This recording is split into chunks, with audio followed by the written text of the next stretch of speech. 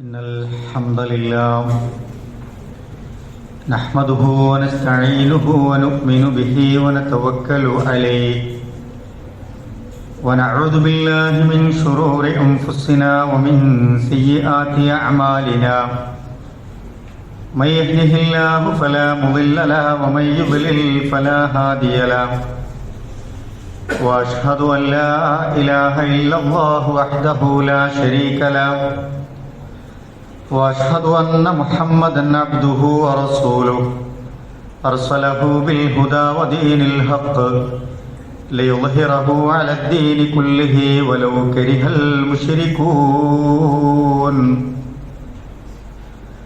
اللهم صل على محمد وعلى آل محمد كما صليت على إبراهيم وعلى آل إبراهيم وبارك على محمد وعلى آل محمد كما باركت على إبراهيم وعلى آل إبراهيم إنك حميد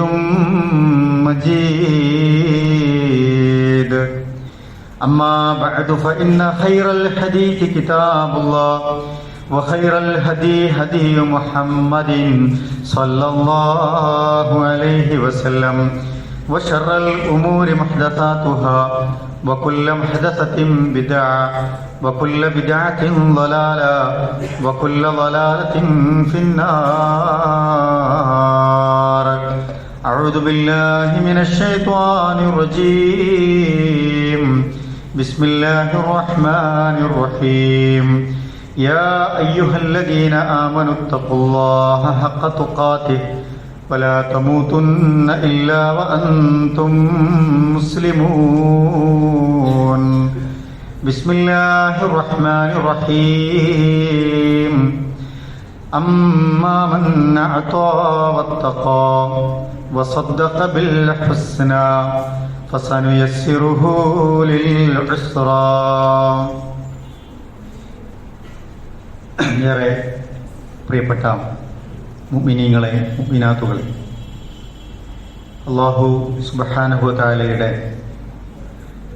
നിയമങ്ങളും നിർദ്ദേശങ്ങളുമൊക്കെ നമ്മുടെ ജീവിതത്തിൻ്റെ ഓരോ സന്ദർഭങ്ങളിലും സൂക്ഷ്മത പാലിച്ചും തഖ്വയുള്ളവരായും മാറണമേ എന്ന് എന്നോടും നിങ്ങളോടുമായി ഓർമ്മപ്പെടുത്തുകയാണ്, വസിയ്യത്ത് ചെയ്യുകയാണ്.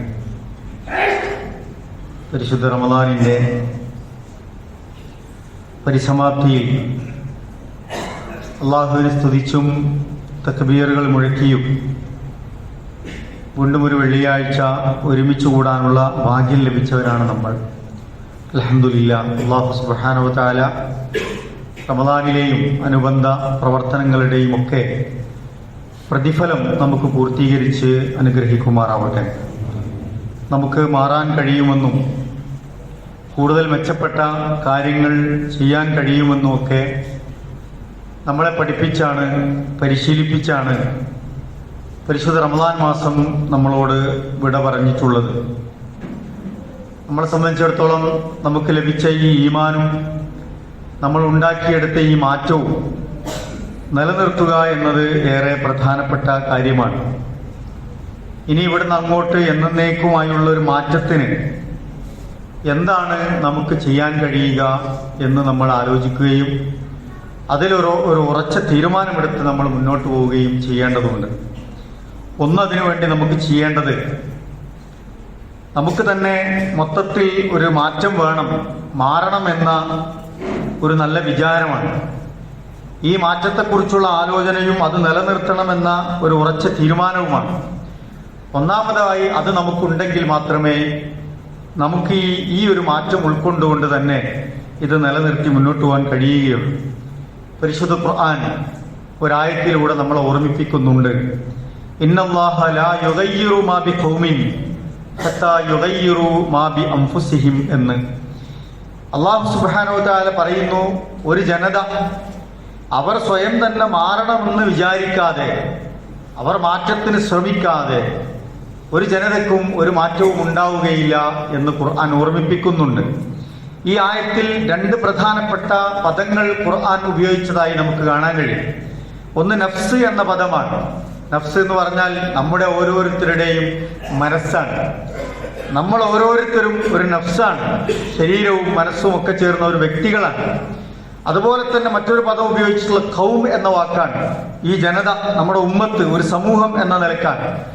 ചുരുക്കി പറഞ്ഞാൽ ഓരോ നഫ്സും ഓരോ മനസ്സും ശരീരവും സംസ്കരിക്കപ്പെടുമ്പോഴാണ് ഈ ഖൗം ഒന്നടങ്കം നന്നായി തീരുന്നത് എന്ന് ഖുർആൻ ഈ വചനത്തിലൂടെ നമുക്ക് പകർന്നു നൽകുന്നുണ്ട്.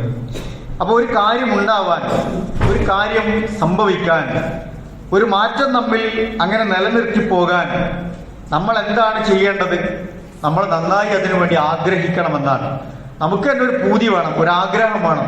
ഞാൻ ഏതായാലും അൽഹംദുലില്ലാ റമദാനിൽ ഇന്ന കാര്യങ്ങളൊക്കെ ചെയ്ത് തിന്മകളിൽ നിന്നൊക്കെ മാറി നിന്ന് നല്ല ഒരുപാട് കാര്യങ്ങൾ ചെയ്തു, ഇനി അത് നിലനിർത്തണം, അത് തുടരണമെന്ന വലിയൊരു ആഗ്രഹം നമ്മുടെ മനസ്സിലുണ്ടാകണം. ആ ആഗ്രഹം മാത്രം മതിയോ? പോരാ. ആ ആഗ്രഹം നിലനിർത്താൻ, അത് പൂർത്തീകരിക്കപ്പെടാനുള്ള നല്ല പരിശ്രമം രണ്ടാമതായി നമ്മളെ ഭാഗത്തുനിന്നുണ്ടാകണം. മൂന്നാമതായി ആ പരിശ്രമത്തോടൊപ്പം തന്നെ പ്രിയപ്പെട്ടവരെ നമ്മൾ നന്നായി അള്ളാഹുവിനോട് പ്രാർത്ഥിക്കുകയും ചെയ്യേണ്ടതുണ്ട്. അപ്പോഴാണ് അത്തരത്തിലുള്ള പരിശ്രമങ്ങൾക്ക്, ആഗ്രഹങ്ങൾക്ക് അള്ളാഹുവിന്റെ തൗഫീഖും നമുക്കതിന്റെ ഫലവും ഉണ്ടാവുക എന്ന് ഇസ്ലാമിക പ്രമാണങ്ങളിൽ നിന്ന് നമുക്ക് മനസ്സിലാക്കാൻ കഴിയും. റസൂലുള്ളാഹി സ്വല്ലല്ലാഹു അലൈഹി വസല്ലം ഒരിക്കൽ പറഞ്ഞു, വമൻ യസ്തഅഫിഫ് യുഅഫ്ഫഹു അല്ലാഹ്. ആരെങ്കിലും പവിത്രത ആഗ്രഹിക്കുന്നു, വിശുദ്ധി ആഗ്രഹിക്കുന്നു, ജീവിതത്തിൽ ശരീരത്തിനും മനസ്സിനും ജീവിതത്തിനുമൊക്കെ ഒരു അഫീഫ്, ഇഫ്ഫത്ത് ആഗ്രഹിക്കുന്നു, ഒരു പരിശുദ്ധി, പവിത്രത ആഗ്രഹിക്കുന്നു എങ്കിൽ, ആ ആഗ്രഹത്തിനനുസരിച്ച് അയാൾ പ്രവർത്തിക്കുന്നു എങ്കിൽ അല്ലാഹു സുബ്ഹാനഹു വ തആല യുഇഫ്ഫഹു അല്ലാഹ്, അല്ലാഹു തആല അയാൾക്കത് പ്രദാനം ചെയ്യുമെന്നാണ്. ആരെങ്കിലും അള്ളാഹുവിൽ നിന്ന് ഐശ്വര്യം, ഗിന, നല്ല റിസ്ക്കാണ് ആഗ്രഹിക്കുന്നത് എങ്കിൽ യുഫ്തഹു ലഹു അബ്വാബു റിസ്ഖ്, അല്ലാഹു തആല അവന് വേണ്ടിയിട്ടുള്ള റിസ്ക്കിന്റെ വാതിലുകൾ തുറന്നെടുക്കുമെന്നാണ്. അപ്പൊ അത് ആഗ്രഹിക്കുകയും അതിനനുസരിച്ചുള്ള ഒരു പ്രവർത്തനം നമ്മുടെ ഭാഗത്തുണ്ടാവുകയും ചെയ്യേണ്ടതുണ്ട്. അപ്പൊ അല്ലാഹു തആല അത് നൽകുമെന്നാണ്. ആരെങ്കിലും ക്ഷമ അവലംബിക്കാൻ വേണ്ടി പരിശ്രമിക്കുന്നു എങ്കിൽ അള്ളാഹു അവന് ക്ഷമിക്കാനുള്ള കാര്യങ്ങൾ നൽകുമെന്നാണ്. അപ്പൊ നമ്മൾ ആഗ്രഹിക്കുകയും അത് പരിശ്രമിക്കുകയും അത് നിർവഹിക്കുകയൊക്കെ ചെയ്യുമ്പോൾ അള്ളാഹു സുബ്ഹാനഹു വ തആല അതിനനുസരിച്ചുള്ള ഒരു പരിസരം, ഒരു തൗഫീഖ് നമുക്ക് നൽകുകയും അതൊരുക്കി തരികയും ചെയ്യുമെന്നാണ് പരിശുദ്ധ റസൂലുള്ളാഹി സ്വല്ലല്ലാഹു അലൈഹി വസല്ലം അവിടെ പഠിപ്പിക്കുന്നത്. അപ്പൊ എല്ലാം അങ്ങനെ വന്നുകൊള്ളും, ചേർന്നുകൊള്ളും, ഞാനിങ്ങനെ നിന്നാ മതി എന്ന്, വെറുതെ ഇങ്ങനെ നിന്നു കൊടുത്താൽ മതി എന്ന് പ്രിയപ്പെട്ടവരെ നമ്മൾ ചിന്തിക്കരുത്. നമ്മളതിന് തയ്യാറാകുമ്പോഴാണ് ആ കാര്യം അല്ലാഹു സുബ്ഹാനഹു വ തആല നമ്മളിൽ നിന്ന് ഏറ്റെടുക്കുന്നത് എന്ന് നമ്മൾ മനസ്സിലാക്കുക. അതുകൊണ്ട് നമ്മൾ എന്താണ് ചെയ്യേണ്ടത്? നമുക്ക് എളുപ്പമായ നല്ല കാര്യങ്ങൾ, നമ്മുടെ ഫിത്റത്തിനനുസരിച്ച് ഓരോരുത്തരുടെയും പ്രകൃതം വ്യത്യാസം ഉണ്ടാവും, ഓരോരുത്തരുടെയും ആഫിയത്ത് വ്യത്യാസം ഉണ്ടാവും, ഓരോരുത്തരുടെയും സാഹചര്യങ്ങൾ വ്യത്യാസം ഉണ്ടാവും. ആരോഗ്യവും അവസരങ്ങളും പണവും സൗകര്യങ്ങളും അത്തരം ചെയ്യാനുള്ള ചുറ്റുപാടുകളൊക്കെ വ്യത്യസ്തമായിരിക്കും. ഒരാൾ ഞാൻ ചെയ്യുന്നുണ്ട് എന്ന് കരുതി മറ്റൊരാളും അങ്ങനെ തന്നെ ചെയ്യണമെന്ന് വാശി പിടിച്ചിട്ട് കാര്യമില്ല. അയാളുടെ സാഹചര്യം ആയിരിക്കില്ല മറ്റൊരാൾക്ക് ഉണ്ടാകുക.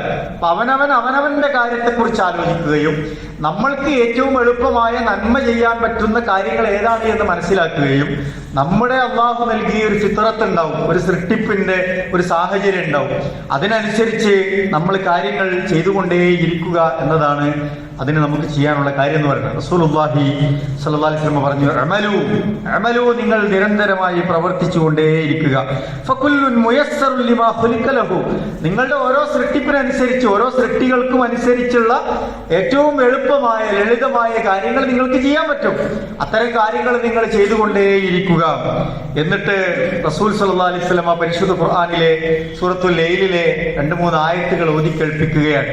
ഫമാ മന്നാ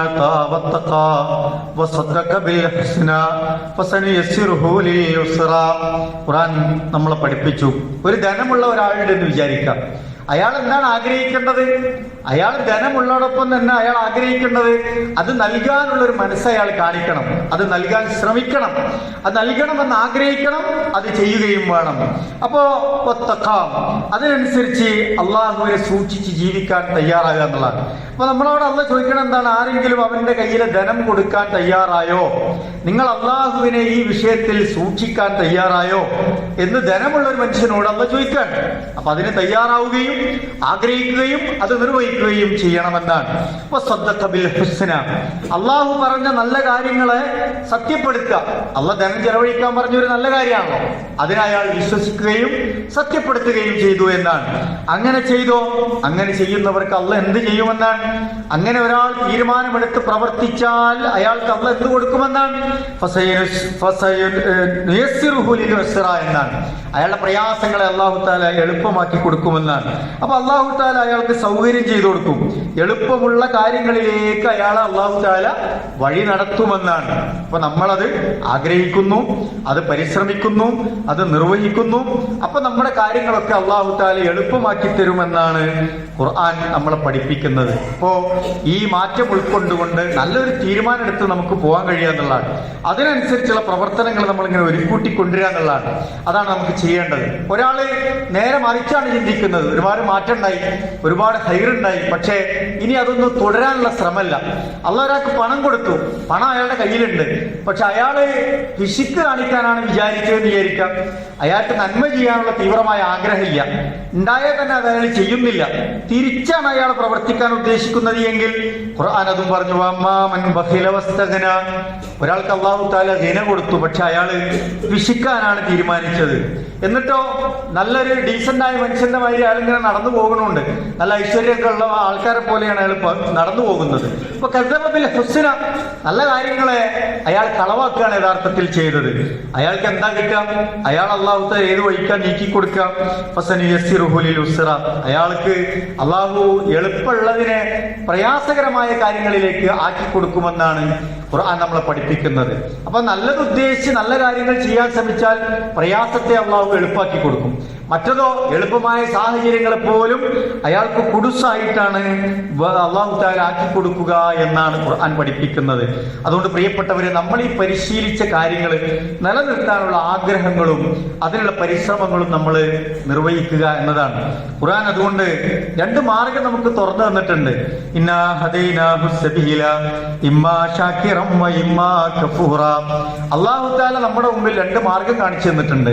ഒന്നുകിൽ നിങ്ങൾക്ക് അല്ലാഹുവിൽ നന്ദിയുള്ളവരായിട്ട് ജീവിച്ചു മരിക്കാം, അല്ലെങ്കിലോ നിങ്ങൾക്ക് അല്ലാഹുവിനോട് നന്ദികേട് കാണിച്ച് വളരെ മോശമായിട്ട് നിങ്ങൾക്ക് എന്ത് ചെയ്യാം? ഇവിടെ ജീവിച്ചു മരിക്കാമെന്നാണ്. അപ്പൊ അല്ലാഹു നമ്മളെ വഴിപിഴപ്പിക്കണമെന്ന ഉദ്ദേശത്തിലല്ല, അല്ലാഹുവിന് നമ്മൾ നേർവഴിയാക്കണം എന്നുള്ളതാണ്. പക്ഷെ ഇവിടെ നമുക്ക് എല്ലാ സാഹചര്യവും ഇവിടെ നിലവിലുണ്ട്. അതിൽ നിന്ന് ആരാണോ നന്ദിയുള്ളവനായി ജീവിതം നിലനിർത്തി അങ്ങനെ മരിച്ചു പോകാൻ ഭാഗ്യമുള്ളവനെന്ന് അല്ലാഹു തആല പരിശോധിക്കുകയാണ്. പ്രിയപ്പെട്ടവരെ, അല്ലാഹു നമ്മെ കാത്തു രക്ഷിക്കുമാറാവട്ടെ. നമുക്ക് നന്മ ചെയ്തുള്ള ഒരു സാഹചര്യത്തെ നിലനിർത്തി പോവുക എന്നുള്ളതാണ് ഒന്നാമത്തെ കാര്യം എന്ന് പറയുന്നത്. രണ്ടാമത്തെ നമ്മൾ ശ്രദ്ധിക്കേണ്ടത്, ഈ ഈമാനും തഖ്വയൊക്കെ നിലനിർത്താൻ നമ്മുടെ സാഹചര്യം നമ്മൾ അനുകൂലമാക്കി എടുക്കണം, അല്ലെങ്കിൽ നമ്മൾ വീണ്ടും തിന്മകളിലേക്ക് പോകുമെന്നതാണ്. അപ്പൊ നന്മ, ഇതാണ് നന്മ എന്ന് നമുക്കറിയാം, ഇതാണ് നന്മയുടെ മാർഗം എന്ന് നമുക്കറിയാം, സത്യം ഇതാണ് എന്ന് നമുക്കറിയാം, സ്വർഗത്തിലേക്ക് പോകണമെങ്കിൽ ഇന്ന കാര്യങ്ങൾ ചെയ്യണം എന്നൊക്കെ നമുക്കറിയാം. ഇതൊക്കെ നമ്മൾ മനസ്സിലാക്കിയിട്ടുണ്ട്. പക്ഷേ സാഹചര്യങ്ങൾ നമ്മെ തിന്മകൾ ചെയ്യാൻ പ്രേരിപ്പിക്കും, അതിനുള്ള സമ്മർദ്ദങ്ങൾ ഉണ്ടാകും. അപ്പൊ നമ്മൾ തെറ്റുകാരായി പോകും. അവരെന്ത് വിചാരിക്കും, ഇവരെന്ത് വിചാരിക്കും എന്നൊക്കെ കരുതി കൂട്ടത്തിൽ കൂടിക്കൊണ്ട് തിന്മകൾ ചെയ്യുന്ന ആളുകൾ ഉണ്ടാകും. നമ്മൾ അത്തരം സാഹചര്യങ്ങൾ വളരെ ബോധപൂർവം ഒഴിവാക്കാൻ ശ്രമിച്ചാലേ പ്രിയപ്പെട്ടവരെ നമുക്ക് നന്മയിൽ അങ്ങനെ ജീവിച്ച് മുന്നോട്ട് പോകാൻ കഴിയുള്ളൂ. ഇപ്പൊ നമ്മൾ ശീലിച്ച ശീലങ്ങൾ തുടരാൻ കഴിയുള്ളൂ. അബൂ താലിബിന്റെ ചരിത്രം നമുക്ക് വലിയ പാഠമല്ല പ്രിയപ്പെട്ടവരെ. ഇസ്ലാം മതമാണ് ശരിയെന്ന് അദ്ദേഹത്തിന് നല്ല ബോധ്യം ഉണ്ടായിരുന്നു. മുഹമ്മദ് മുസ്തഫ റസൂലുള്ളാഹി സ്വല്ലല്ലാഹി അലൈഹി വസല്ലം പറയുന്ന കാര്യങ്ങൾ സത്യമാണ് എന്ന് അദ്ദേഹത്തിന് അറിയാമായിരുന്നു. അതുകൊണ്ടാണ് മുഹമ്മദ് നബിക്ക് എല്ലാ സഹായവും സേവനവും സൗകര്യവും ഒക്കെ അദ്ദേഹം ഒരുക്കി കൊടുത്തു. നീ നിന്റെ മാർഗത്തിൽ ധൈര്യമായി പോവുക, നിനക്ക് വേണ്ട സംരക്ഷണം ഞാൻ നൽകുമെന്നൊക്കെ പറഞ്ഞു. പക്ഷേ അദ്ദേഹത്തിന് കാര്യം മനസ്സിലായെങ്കിലും ഇസ്ലാം സ്വീകരിക്കാൻ അയാൾ തയ്യാറായില്ല. എന്തായിരുന്നു അയാൾ പറഞ്ഞ കാര്യം? ഞാനൊരു സമുദായത്തിന്റെ, ഒരു ഉമ്മത്തിന്റെ, ഒരു ഖബീലയുടെ ഒക്കെ വലിയ നേതാവല്ലേ, ആളുകൾ ഞാൻ ഇസ്ലാം സ്വീകരിച്ചാൽ എന്ത് പറയും എന്ന് അദ്ദേഹം ആലോചിച്ചു. തന്റെ ഈഗോ അതിന് സമ്മതിച്ചില്ല. ആൾക്കാർ എന്നെ ആക്ഷേപിക്കൂലേ, എന്നെ ചീത്ത പറയില്ലേ, എനിക്കിപ്പോൾ ലഭിച്ചുകൊണ്ടിരിക്കുന്ന അംഗീകാരം നഷ്ടപ്പെടില്ലേ എന്നൊക്കെ അദ്ദേഹം വേറെ രീതിയിലാണ് ചിന്തിച്ചത്. അതുകൊണ്ട് തന്നെ ആ സാഹചര്യത്തിന്റെ സമ്മർദ്ദത്തെ അതിജീവിക്കാൻ അദ്ദേഹത്തിന് കഴിയില്ല. അദ്ദേഹത്തിന് ദീന് നിലനിർത്താൻ പറ്റിയില്ല, ദീൻ ഉൾക്കൊള്ളാൻ പറ്റിയില്ല, ഇസ്ലാം എന്താണ് എന്ന് മനസ്സിലാക്കി ജീവിക്കാൻ അദ്ദേഹത്തിന് പറ്റിയില്ല.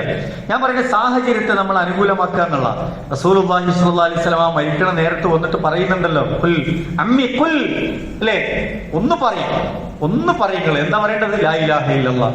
നിങ്ങൾ ലാ ഇലാഹ ഇല്ലല്ലാഹ് എന്ന വാക്കൊന്ന് ഉച്ചരിച്ചാൽ മതി. കലിമത്തുൻ ഉഹാജ്ജു ലക ബിഹാ ഇൻദല്ലാഹ്. ഇത് വെച്ചിട്ട് ഞാൻ അള്ളാഹിനോടൊന്ന് പറഞ്ഞു നോക്കാം, അതിനൊരു തെളിവായിട്ടെങ്കിലും അങ്ങ് ലാ ഇലാഹ ഇല്ലല്ലാഹ് ഒന്ന് പറയൂ എന്നാണ്. അപ്പൊ തൊട്ടടുത്ത് അബൂജഹൽ ഉണ്ട്, അബ്ദുല്ലാഹിബ്നു ഉമയ്യ ഉണ്ട്.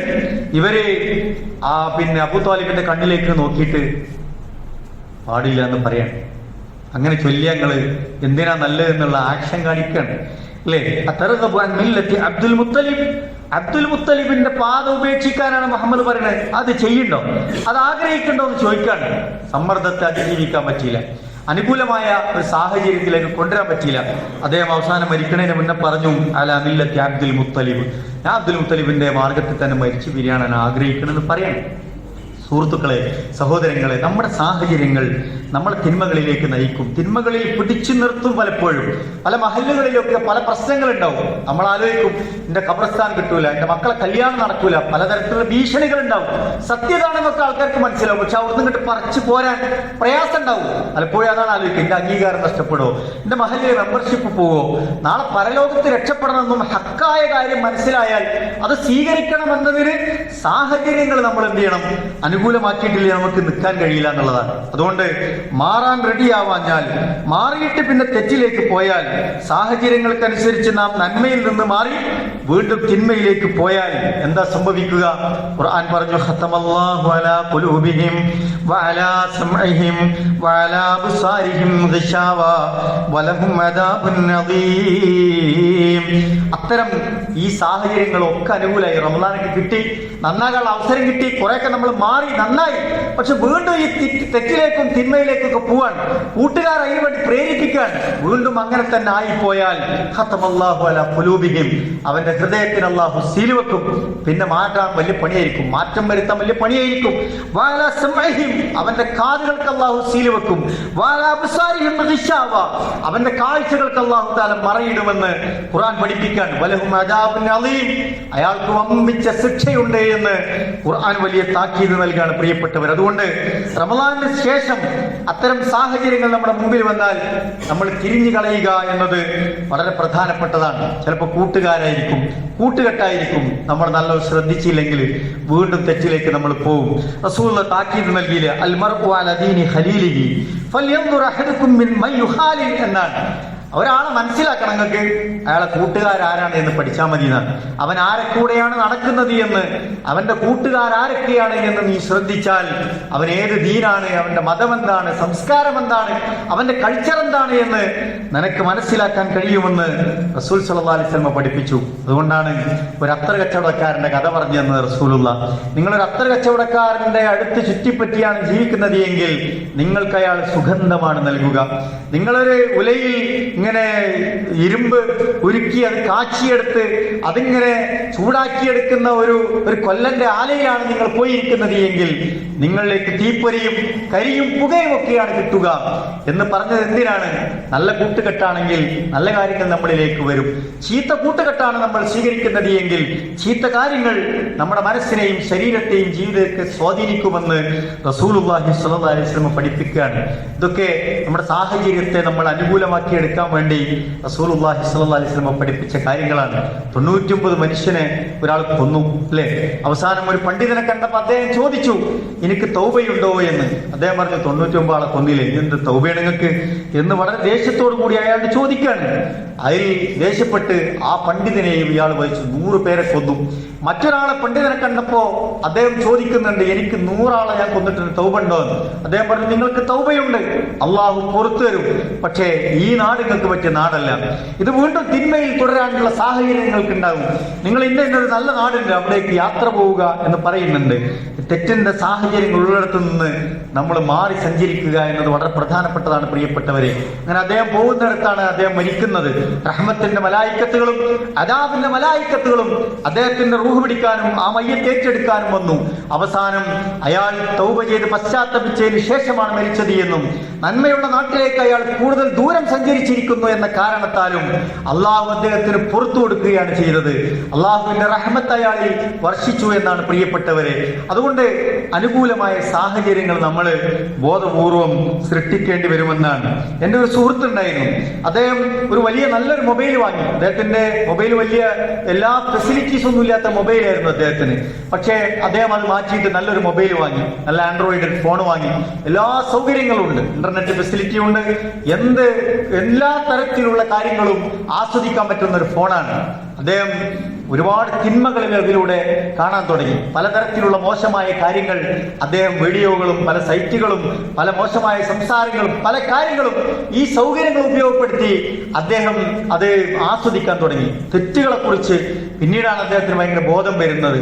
അദ്ദേഹം പിന്നീട് അതിൽ നിന്ന് രക്ഷപ്പെട്ട ഒരു വർത്തമാനം പറഞ്ഞപ്പോ അതൊരു വലിയ കാര്യമായി തോന്നി. അദ്ദേഹം ഈ ഫോൺ ഉപേക്ഷിച്ചു, അത് ഉപേക്ഷിക്കാൻ തയ്യാറായി. പഴയ സൗകര്യങ്ങൾ കുറഞ്ഞ കോള് മാത്രം ഉപയോഗിക്കാൻ പറ്റുന്ന ഒരു ഫോൺ അയാൾ ഉപയോഗിക്കാൻ അയാൾക്ക് മാറണമെന്ന് തോന്നി. ഈ തെറ്റിന്റെ സാഹചര്യം തരുന്ന ഈ സംവിധാനങ്ങൾ എന്നെ ദുഷിപ്പിക്കുമെന്ന് അയാൾക്ക് മനസ്സിലായി. അയാൾ ആ തെറ്റ് തിരുത്താൻ തയ്യാറാണ്. ആ സാഹചര്യങ്ങളെ തന്നെ ഉപേക്ഷിച്ചാലേ ചിലപ്പോൾ നമുക്ക് നമ്മുടെ നന്മ ഈമാൻ നിലനിർത്താൻ കഴിയുള്ളൂ എന്ന് പ്രിയപ്പെട്ടവരെ നമ്മൾ മനസ്സിലാക്കുക. നമ്മളൊക്കെ റീൽസുകൾ കാണുന്ന ആളുകളായിരിക്കും. നമ്മുടെ മൊബൈലൊക്കെ യൂട്യൂബുകളും റീൽസുകളൊക്കെ നമ്മളിലേക്ക് ഇങ്ങനെ പാഞ്ഞു വരും. മോശമായ കാര്യങ്ങൾ, മോശമായ ചർച്ചകൾ, ദീനിന് വിരുദ്ധമായ കാര്യങ്ങൾ, ദീനിന് ഗുണപരമല്ലാത്ത കാര്യങ്ങൾ, നമ്മുടെ മനസ്സിന് ഈമാൻ നൽകാത്ത ഒരുപാട് കാര്യങ്ങൾ ഉണ്ടാവും. റീലായിട്ട് വരും, പല കഥകളായിട്ട് വരും, യൂട്യൂബ് ചാനലായിട്ട് വരും, പല പേഴ്സണാലിറ്റികളെയും നമ്മൾ ഫോളോ ചെയ്യും.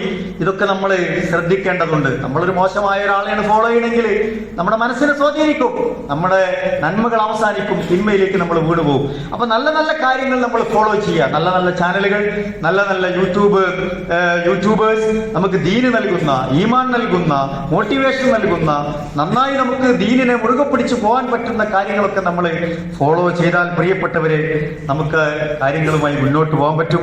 അതുപോലെ നമ്മൾ മനസ്സിലാക്കേണ്ട മൂന്നാമത്തെ ഒരു കാര്യം, അങ്ങാടികളെ നമ്മൾ ശ്രദ്ധിക്കുക എന്നുള്ളതാണ്. അങ്ങാടിയിലൂടെ നമുക്ക് പോകേണ്ടി വരും, വരേണ്ടൊക്കെ വരും. പക്ഷേ അവിടെ തിന്മകൾ ധാരാളമായി വരുന്ന ഇടങ്ങൾ ഉണ്ടാകും. അവിടെ നിന്ന് നമ്മൾ രക്ഷപ്പെടുക എന്നുള്ളതാണ്. അവിടുത്തെ കമ്പനികൾ നമ്മൾ കുറയ്ക്കുക എന്നുള്ളതാണ്.